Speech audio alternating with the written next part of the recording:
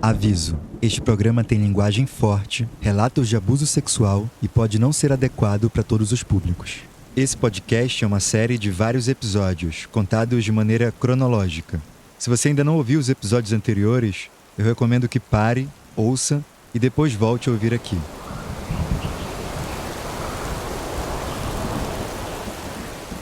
Fazia tempo que os moradores da Baixada Santista não viam uma ventania como aquela. As rajadas varriam o litoral a mais de 130 km por hora. Carros foram arrastados. 17 árvores caíram. Os semáforos pararam de funcionar e o trânsito ficou completamente caótico.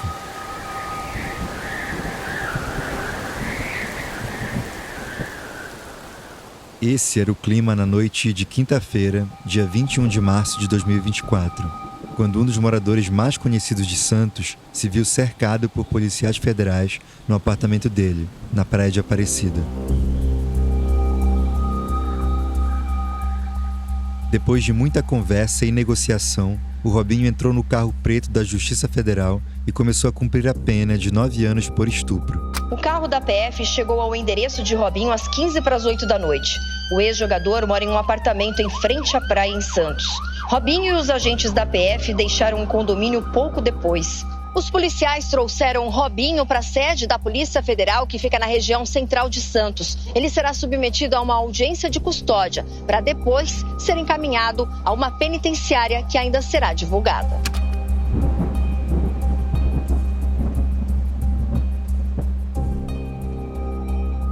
A prisão do Robinho é o desfecho de um longo processo que durou mais de 11 anos, que começou em 2013, quando uma mulher imigrante fez uma denúncia na Itália.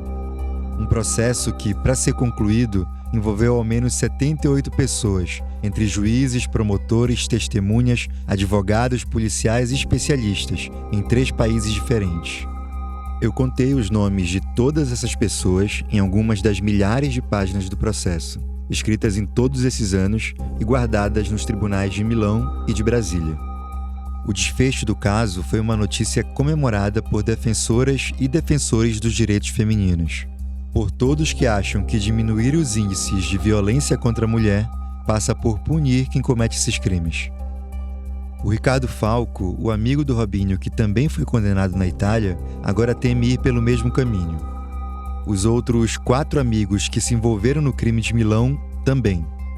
O processo deles está suspenso e pode ser retomado caso eles sejam notificados pela Promotoria da Itália. Para isso acontecer, é necessário um esforço de cooperação internacional entre os 2 países. Mas será que eles devem mesmo ser presos? Ninguém duvida da gravidade do crime que eles cometeram. Mas será que a lei brasileira permite a prisão de brasileiros condenados no exterior? E nesse caso, qual a consequência de fazer eles pagarem a pena por aqui? A transferência desta pena, ela é inconstitucional e inconvencional, porque viola a Convenção Americana e viola a Constituição Federal. O esgarçamento da possibilidade de aplicação de uma lei mais maléfica ao então acusado transborda os limites, sejam eles legais ou constitucionais. A lei penal não retroage para prejudicar o réu. O crime dele é de 2013, a lei de imigração é de 2017. E agora, José?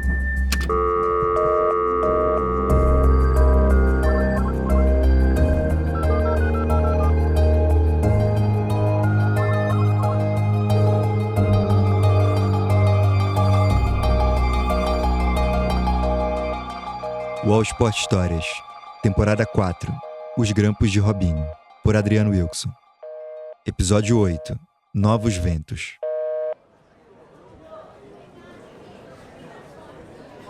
Era 20 de março e eu estava na sala da Corte Especial do Tribunal Superior de Justiça, em Brasília. E junto comigo tinha muita gente.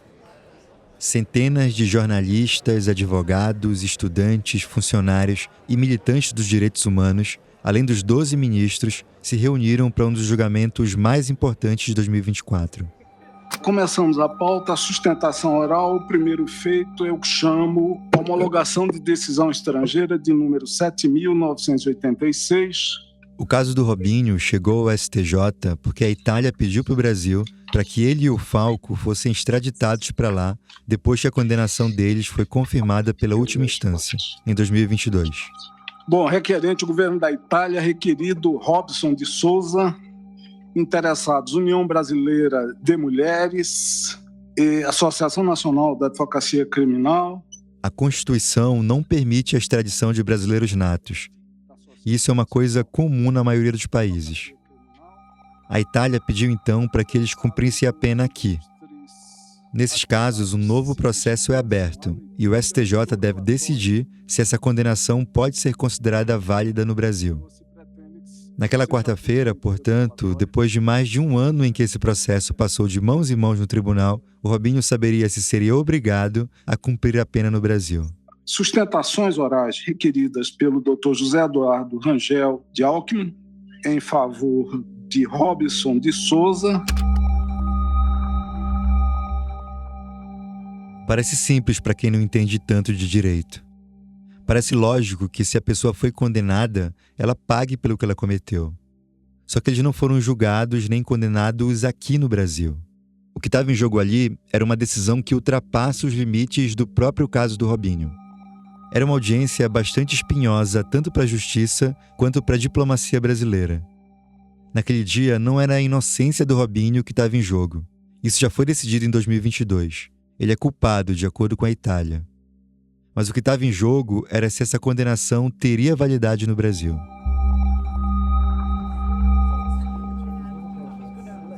Minutos antes do julgamento do Robinho começar no STJ, eu entrei na sala onde os advogados se reúnem antes da sessão. Lá eu encontrei o James Walker, o presidente da Anacrim. Vou começar a gravar aqui.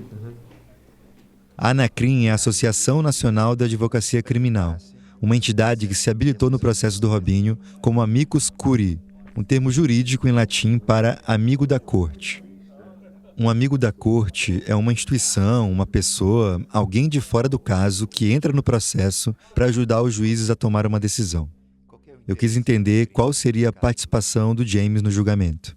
A Anacrim defende o seguinte: independentemente de nós ingressarmos na discussão meritória daquilo que ocorreu no julgamento lá na Itália, isso não é mais passível de discussão. Nós temos uma outra questão de fundo muito importante a ser tratada, que é a questão da verificação neste processo aqui de homologação de sentença estrangeira para transferência do cumprimento de pena no Brasil. Tem uma outra questão que, para mim, é uma das mais importantes. Acontece que, como é que os países da Europa olham, enxergam e tratam alguém como Robinho? Robinho é um menino da periferia, pobre, que cresceu, ganhou dinheiro, ficou rico e famoso. O fato dele ser pobre, se tornar rico e famoso e atuar como alguém rico e famoso na Europa já é algo que afeta a normalidade de um pensamento próprio de uma sociedade muito conservadora. Para além disso, para eles e não para nós, Robinho tem um grande defeito existencial: Robinho é preto. Na última entrevista que Robinho deu antes de ser preso, ele levantou esse ponto, o de que a justiça italiana teria praticado racismo contra ele. Só 4 anos eu joguei na Itália e eu já cansei de ver histórias de racismos. Então, infelizmente, isso tem até hoje, né? O ocorrido foi em 2013, nós estamos em 2024. E o que a justiça italiana fez, o que a justiça faz com relação a isso? Nada. Então, o que me leva a crer que os mesmos que não fazem nada com esse tipo de ato, que eu repudio o racismo, são os mesmos que me condenaram e que estavam ali no meu julgamento.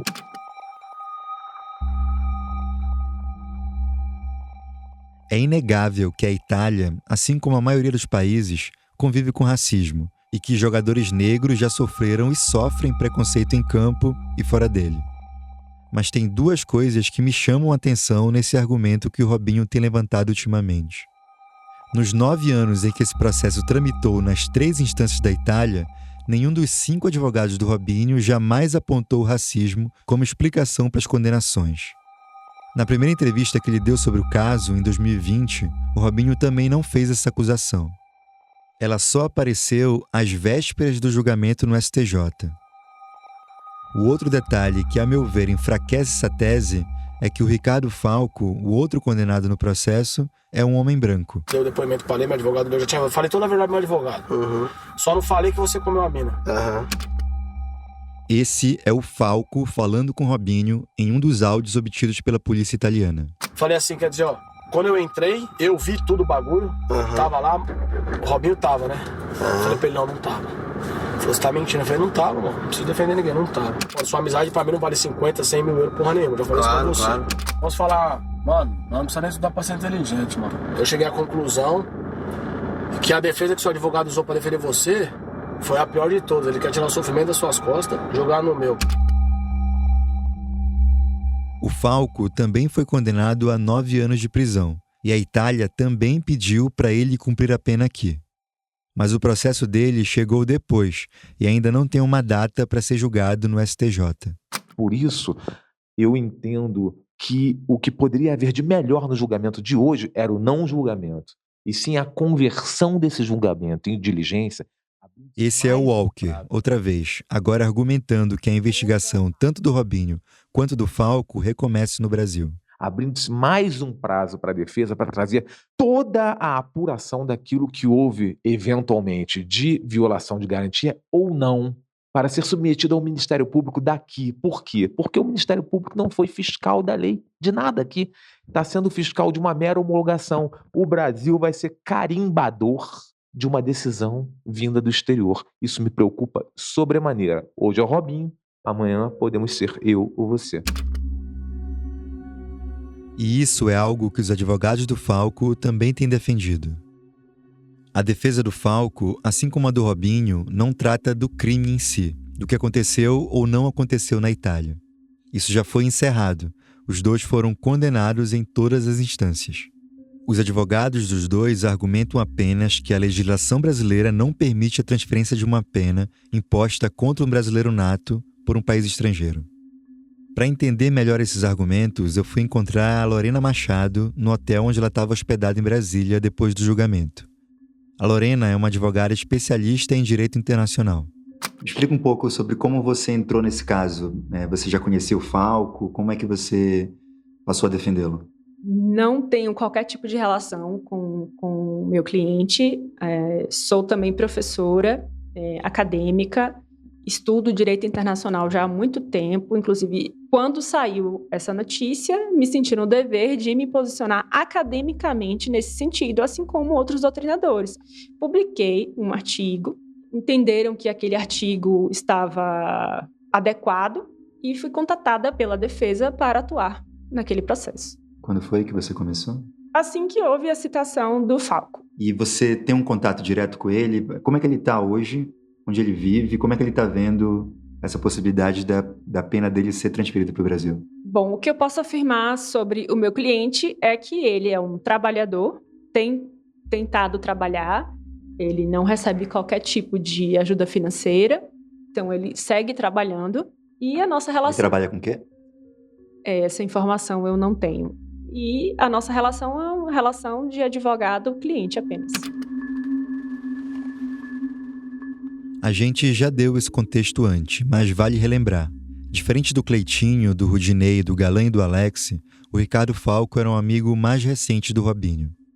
Eles tinham se conhecido já na Itália, quando o Falco passou a trabalhar para o Robinho, primeiro como motorista, depois como uma espécie de faz-tudo. O apelido dele era Fala Pouco, porque, segundo os amigos, ele falava muito. Nos grampos feitos na Itália, o Falco combina com o Robinho versões contraditórias para apresentar para a polícia. O sêmen dele foi encontrado no vestido que a vítima usava no dia do crime.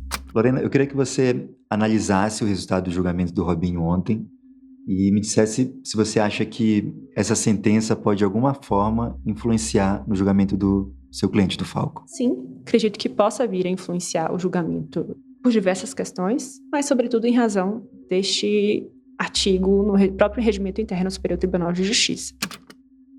O artigo que ela menciona aqui é o 216K.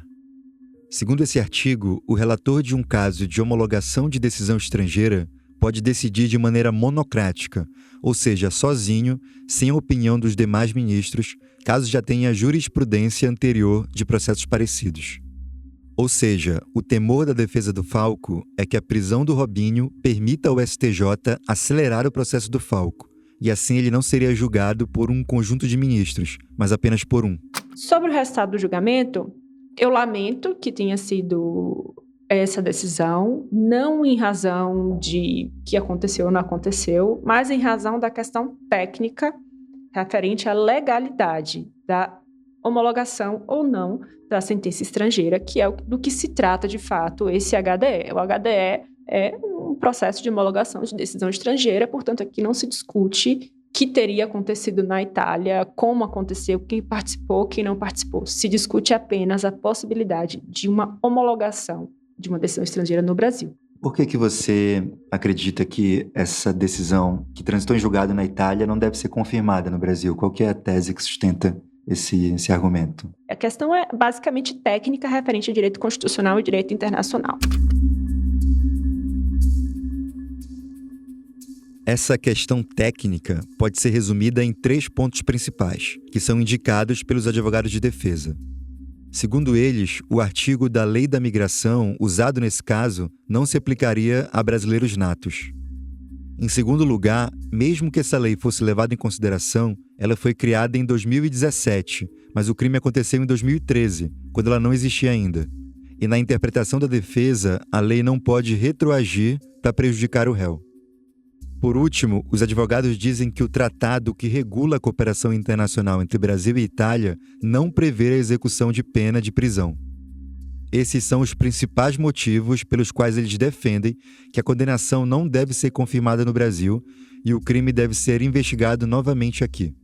Vejo que isso também é algo que não é muito divulgado, que as defesas elas não apoiam qualquer tipo de impunidade onde quer que seja. O que as defesas apontam é a transferência desta pena, ela é inconstitucional e inconvencional, porque viola a Convenção Americana e viola a Constituição Federal, em razão de não obedecer alguns requisitos legais. Queria saber de você sendo uma advogada mulher, atuando nesse caso que é muito sensível, de um tema muito importante para a sociedade, que é a violência contra a mulher. Como é que você reflete sobre esse assunto? Jamais defenderei qualquer tipo de violência praticada contra a mulher. Violência psicológica, violência física, muito menos violências sexuais. Enquanto advogada, estou aqui por uma tese de defesa em que eu entendo pela inconstitucionalidade, inconvencionalidade e ilegalidade de uma transferência de pena, não em defesa de qualquer tipo de crime praticado contra qualquer pessoa, muito menos contra mulheres, como eu. A gente vai fazer um intervalo e volta já. Em 2022, o então desconhecido empresário Thiago Brenan agrediu uma mulher na Academia Bodytech, em São Paulo, e o nome dele explodiu na imprensa. O UOL conseguiu acesso exclusivo a mais de 6.000 páginas e 10 horas de áudios inéditos de processos judiciais envolvendo o Thiago. Entre eles, estava o caso de uma mulher que vamos chamar de K. Você promete nunca mais bater em mim? Prometo. Dou minha palavra. A experiência dela deixa explícito o modus operandi de Thiago Brenan, um método que começava com uma conquista, regada a gentilezas e muita ostentação, mas que acabava em violência de vários tipos. Tudo bem que eu fudi com você pesado, tá? Tudo bem que quando você me afrontou me chamando de mentiroso, eu te dei um tapa. Até onde vai a impunidade de um milionário? Eu sou Matheus Araújo e esse é Brenan, um podcast do UOL Prime, disponível no UOL, no YouTube do UOL Prime e em todas as plataformas de podcast.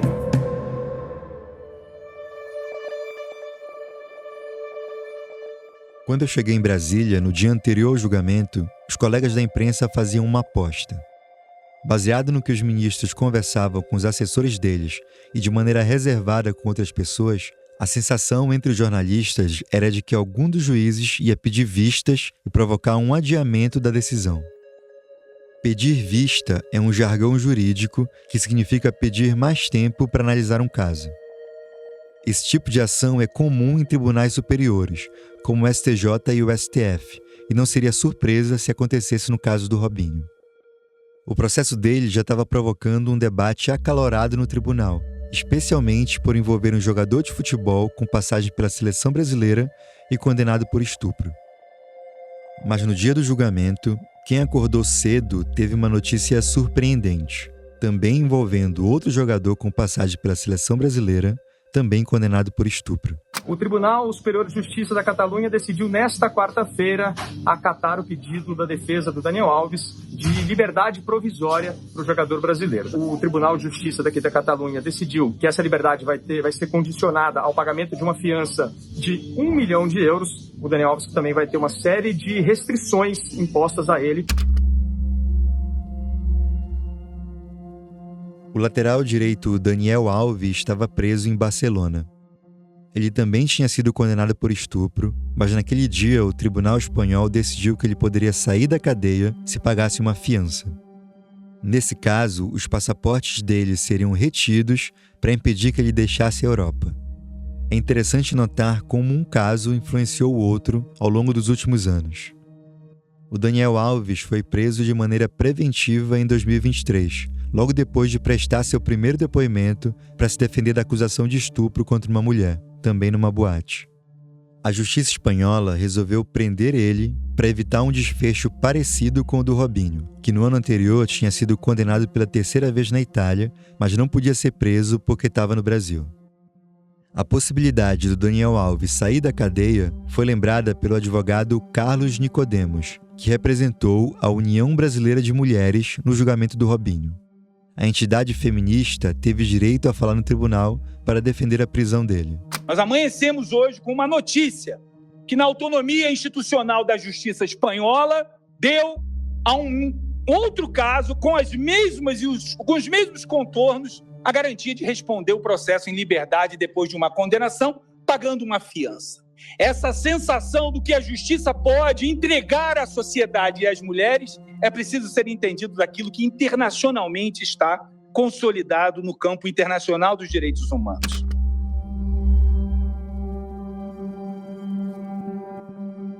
O primeiro juiz a votar foi o relator do caso, o ministro Francisco Falcão, que votou para confirmar a condenação italiana e prender o Robinho. Voto pela homologação da sentença estrangeira, com a transferência da execução da pena imposta pela justiça italiana ao nacional brasileiro, Robson de Souza, para cumprimento da pena privativa de liberdade de 9 anos de reclusão, em regime inicialmente fechado, pela prática do crime de estupro.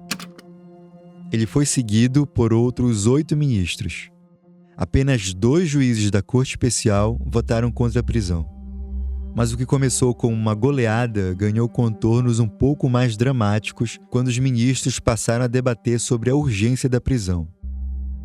No voto dele, o ministro Falcão propôs que uma ordem de prisão fosse enviada imediatamente a Santos e que Robinho fosse preso assim que a decisão fosse publicada. Mas o ministro Raul Araújo, que já tinha votado contra a prisão, considerou também que não cabia ao STJ mandar prender o Robinho antes do trânsito em julgado do processo, ou seja, antes de esgotados todos os recursos da defesa. Tenho que a pretensão de homologação da sentença penal estrangeira para os fins pretendidos de execução da sanção em território nacional opõe-se diversos e sucessivos obstáculos. Outros 5 ministros deram sinais de que tinham entendimento semelhante, o que formaria uma maioria apertada contra a prisão imediata do Robinho. Depois de muito debate, o ministro Vilas Boas Cueva mudou o voto e passou a defender a prisão imediata. Senhor presidente, eu vou pedir vênia ao eminente ministro Sebastião Reis e acompanhar o relator por entender que, assim como as manifestações que seguiram a ele, cabe sim ao STJ definir, desde logo, com base na lei federal, o regime inicial de cumprimento da pena. E assim, depois de mais de 4 horas de debate, o STJ concluiu o julgamento nos termos do voto do relator Francisco Falcão. A maioria dos ministros da Corte Especial do Superior Tribunal de Justiça decidiu hoje que o ex-jogador Robinho deve cumprir no Brasil a pena de prisão a que foi condenado na Itália por estupro. Na saída da sessão, eu e outros jornalistas fomos atrás do advogado de defesa do Robinho, o José Eduardo Alckmin, para saber o que ele tinha achado do resultado. O Alckmin comanda uma banca de advogados em Brasília, acostumados a defender causas nos tribunais superiores. Ele é primo do vice-presidente da República, Geraldo Alckmin. Eu acho que é uma decisão da qual se deve recorrer e assim faremos. Vai recorrer ao próprio STJ e ao Supremo? Qual que é o caminho? Não, o caminho, um primeiro passo, provavelmente o embargo de declaração. Temos que ver agora o teor do acordo, né? E depois o recurso extraordinário ao Supremo. E, claro, também o habeas corpus pela determinação imediata da execução da prisão. Eu também procurei o Valério Mazzuoli, que é doutor em Direito Internacional e professor da Universidade Federal do Mato Grosso. Ele me mandou um áudio analisando os principais pontos da decisão. O Superior Tribunal de Justiça, ele se equivoca em duas partes ao transferir a execução da pena do Robinho. Primeiro, porque ele entendeu que o artigo 100 da Lei de Imigração se aplica a brasileiros natos. O entendimento mais correto é de que esse artigo só se aplica para brasileiros naturalizados ou estrangeiros. Ela é uma lei que não poderia retroagir para prejudicar o acusado, o réu, o sentenciado. E o STJ não enfrentou esse argumento. A advocacia criminal se preocupa agora se as leis penais vão retroagir. Se o STJ tivesse vencido bem esses argumentos, o que na minha opinião não venceu bem, a argumentação não foi boa do tribunal, a lei ainda diz o seguinte, que se fosse aplicado a brasileiros natos e se pudesse retroagir ainda, teria que ter um tratado internacional permitindo. E justamente com a Itália, o Brasil tem um tratado que nega, fala, toda a cooperação entre Brasil e Itália não compreende as medidas de execução de pena, não compreende. Com a Austrália existe possibilidade, com outros países existe possibilidade, justo com a Itália não compreende. Em suma, entendeu que a lei se aplica a brasileiros natos, que me parece incorreto, entendeu que a lei retroage, que me parece incorreto, e principalmente não levou em consideração, fugiu do tratado entre Brasil e Itália.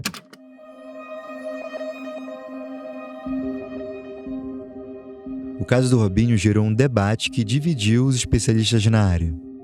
Existem argumentos contra a prisão do Robinho, mas também existe o outro lado. O jurista Vladimir Aras, que é professor de Direito e membro do Ministério Público, escreveu um artigo defendendo a legalidade da prisão de brasileiros condenados no exterior. A gente não vai se alongar nessa discussão, que é muito técnica e que também deve chegar em breve ao STF.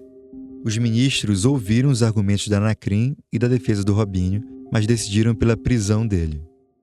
Um dia depois daquela sessão, o ministro Luiz Fux, do STF, negou o pedido para que ele aguardasse em liberdade o julgamento de recursos. O Robinho foi preso e hoje está em Tremembé, no interior de São Paulo, um presídio acostumado a receber condenados famosos. O advogado Alckmin já entrou com novos recursos no STF e no próprio STJ contra a prisão. O caso terá novos capítulos e a gente vai seguir apurando.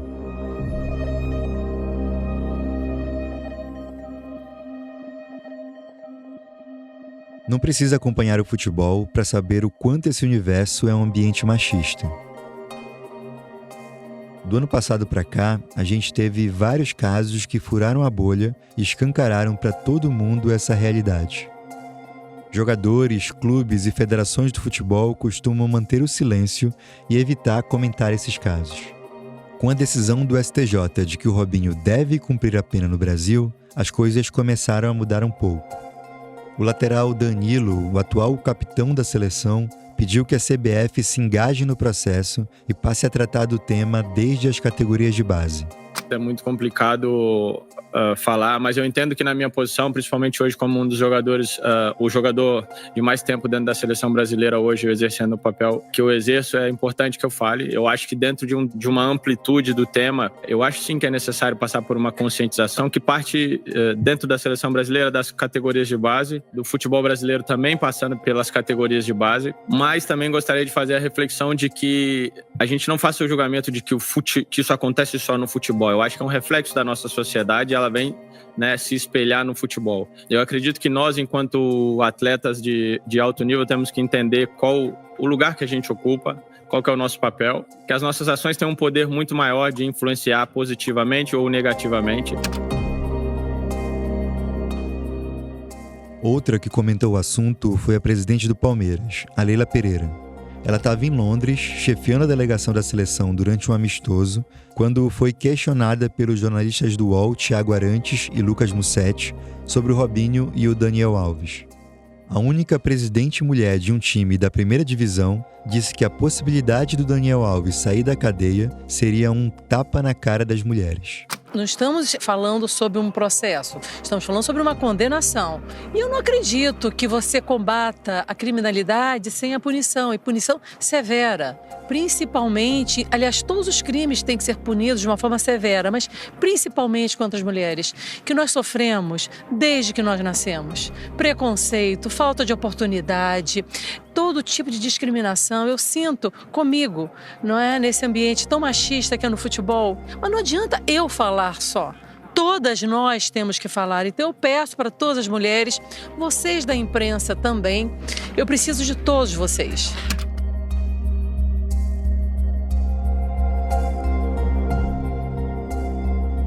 Quando a Helena falou pela primeira vez sobre o que tinha acontecido com ela, talvez ela estivesse sozinha.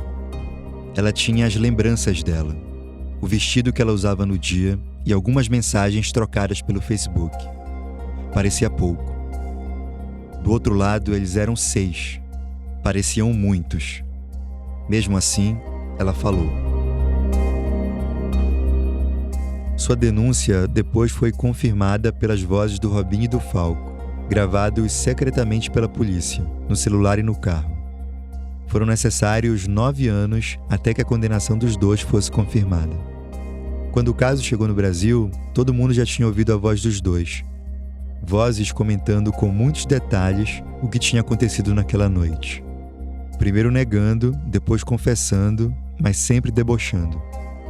As vozes ecoaram na estrutura dos 4 tribunais que analisaram o processo. Foram 4 condenações.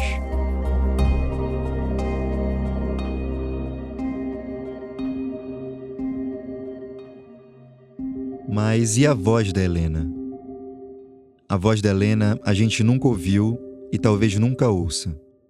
A gente sabe o que ela disse, mas não conhece a voz dela. O que ela falou para a polícia virou relatório impresso no papel. Só que as ondas sonoras nunca chegaram até aqui. Mas outras vozes soaram junto com a dela.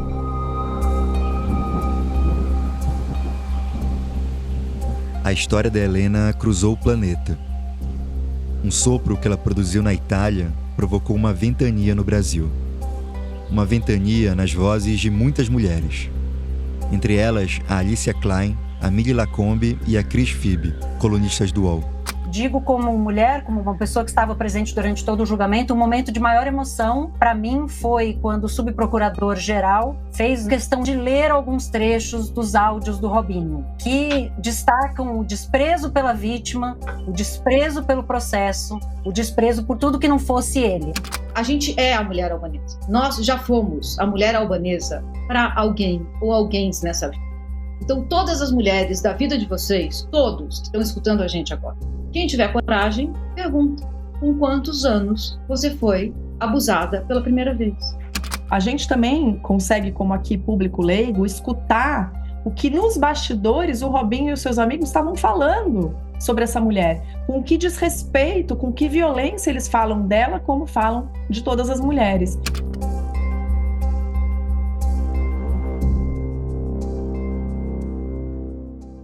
E talvez as coisas nunca mais sejam as mesmas.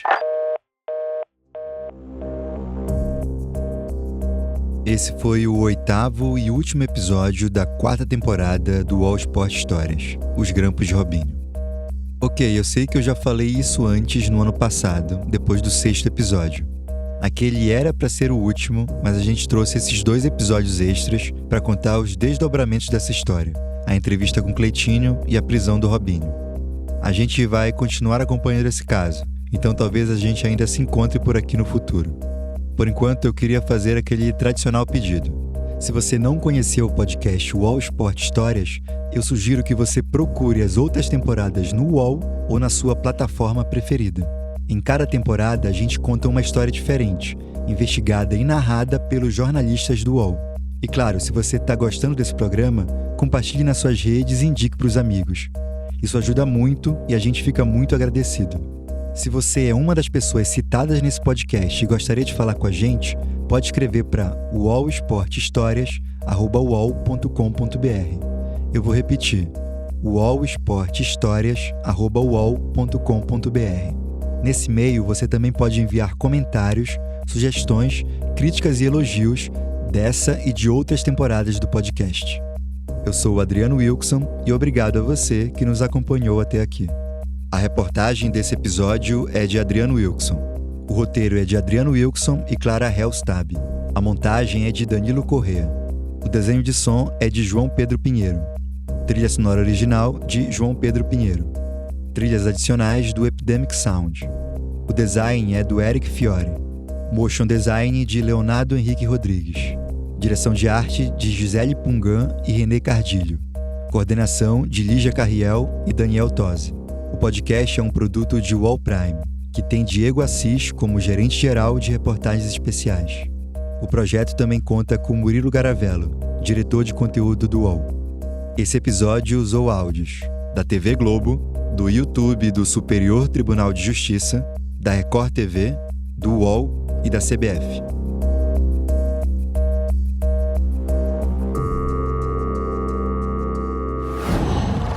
UOL.